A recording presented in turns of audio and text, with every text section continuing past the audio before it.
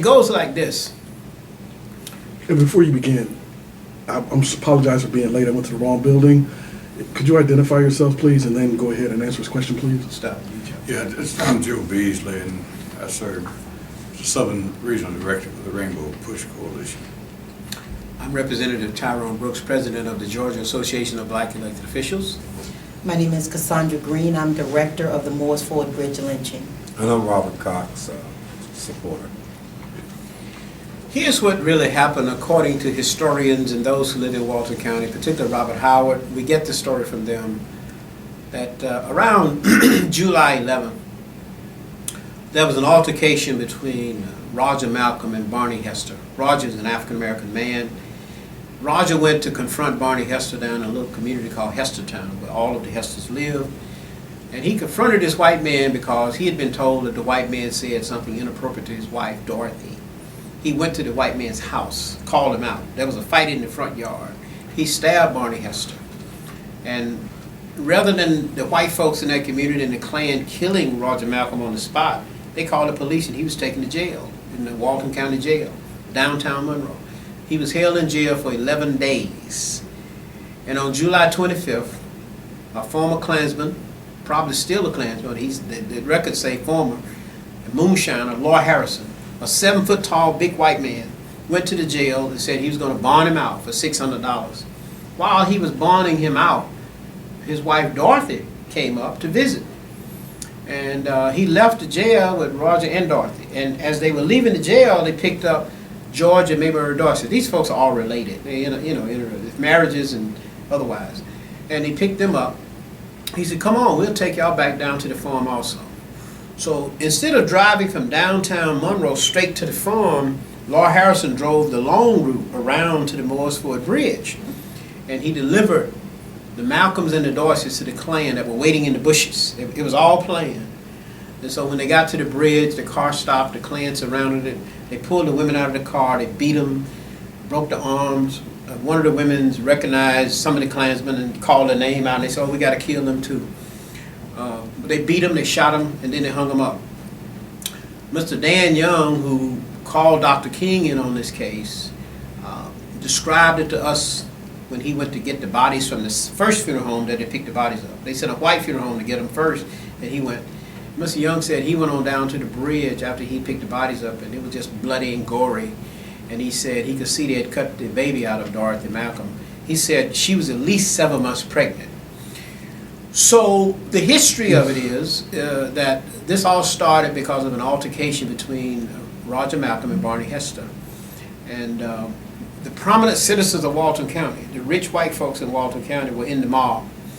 One of the things we discovered in reading the FBI files in 1999 was that as the motorcade was leaving the bridge, a long motorcade, in front of the motorcade with a little blue light flashing on the top of the car, round and around like that. Now, they didn't have the strobe lights like we have seen now. A little ball on the top flashing. And that was the deputy sheriff car leading the motorcade from the bridge. So the law enforcement community was involved in the killings.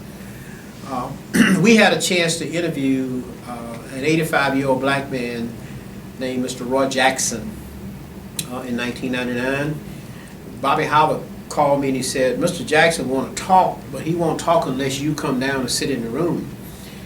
Well, I called Beverly Martin, who was the U.S. attorney in that middle district of Georgia. She was based in Macon at that time. She's a federal judge now. And I said, "Beverly," I said, "we need an FBI agent to go to an interview with one of the witnesses to the Moores Ford Bridge lynching." And she said, "I have to call U.S. Attorney General Janet Reno to get permission." She called her. Janet said, "Fine." They assigned an agent out of the Athens Bureau to come over to sit in the interview. His name is Mike Rising. So when he showed up, Robert Howard said, "Well, Mr. Jackson is very ill. You need to go get a video camera because we don't think he's going to be around long." So the agent went and got a video camera.